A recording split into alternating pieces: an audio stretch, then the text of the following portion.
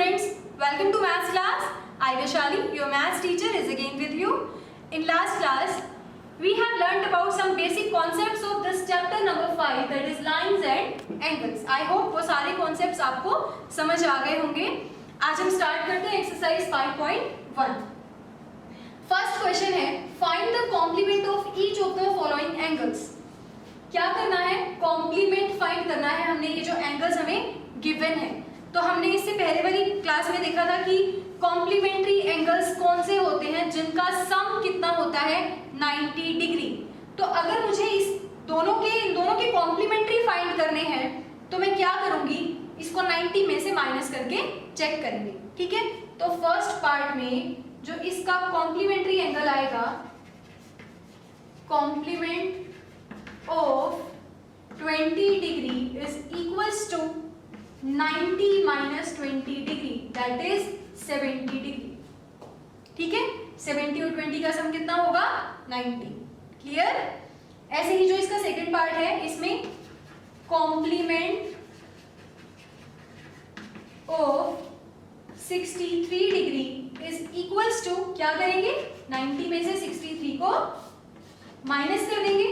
ठीक है, तो ये कितना आ जाएगा 27 डिग्री. क्लियर? तो ऐसे हम किसी भी गिवन एंगल का कॉम्प्लीमेंट एंगल फाइंड कर सकते हैं. Similarly you can do third part of this question. Now let us do second question. Find the supplement of each of the following angles. जैसे कॉम्प्लीमेंट में हमने 90 में से माइनस करा है, तो सप्लीमेंट में 180 डिग्री में से माइनस करेंगे.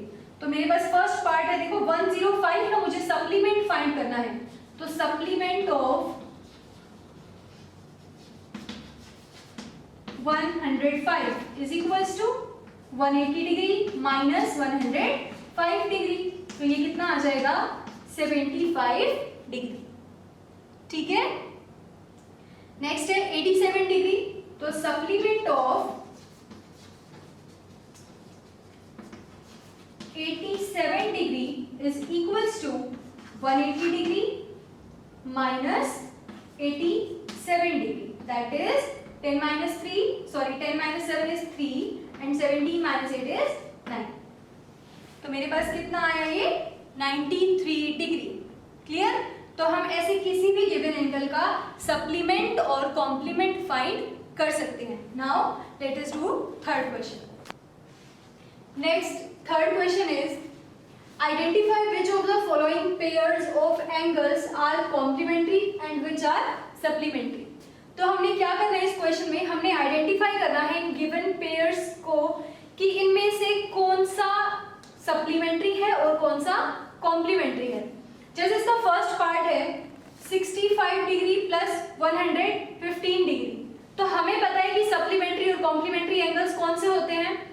जिसका सम 90 है तो वो कॉम्प्लीमेंट्री, और जिसका सम 180 डिग्री है वो सप्लीमेंट्री.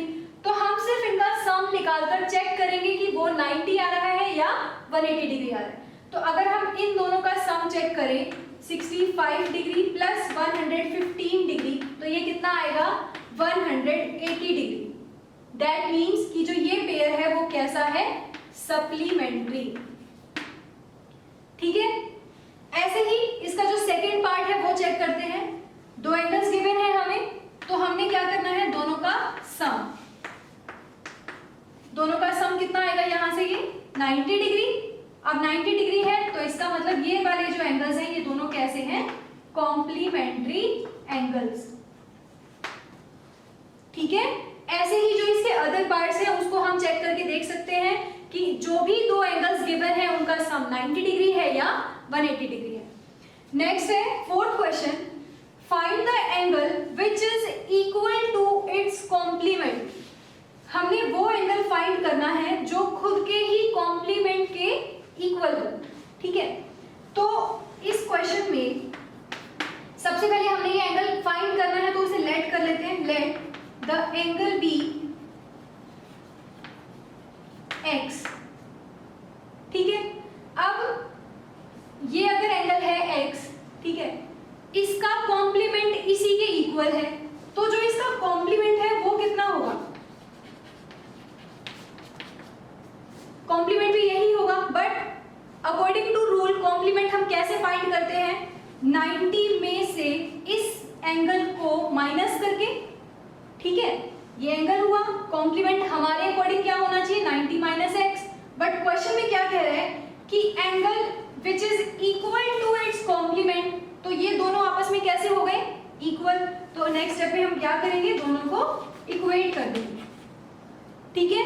अब इस इक्वेशन को सिंप्लीफाई कर देते हैं, माइनस एक्स है यहाँ आगे प्लस का, तो x plus x is equals to 90 degree, x और x सम कितना हुआ 2x is equals to 90 degree, तो यहाँ से x कितना आ जाएगा 45 डिग्री। x हमने क्या लेट किया था एंगल, तो मेरे पास जो एंगल है वो कितना आ गया, angle is equals to 45 degree.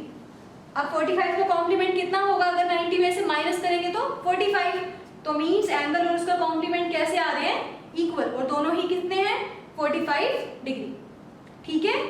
Same ऐसे ही जो इसका फिफ्थ क्वेश्चन है हम वहां उसको भी कर सकते हैं, उसमें क्या है कॉम्प्लीमेंट की जगह पे हमें गिवन है सप्लीमेंट, तो सप्लीमेंट में यहाँ 180 आ जाएगा, अगर एंगल x है तो सप्लीमेंट क्या आएगा 180 माइनस एक्स, और फिर सेम जैसे हमने इसको किया है हम उस एंगल और उसके सप्लीमेंट को इक्वल करके x की वैल्यू फाइंड करेंगे, तो वहां से क्या आ जाएगा मेरे पास angle.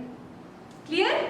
Now you can complete this exercise, sorry you can do first 5 questions of exercise 5.1. In next class we will continue this exercise and we'll do next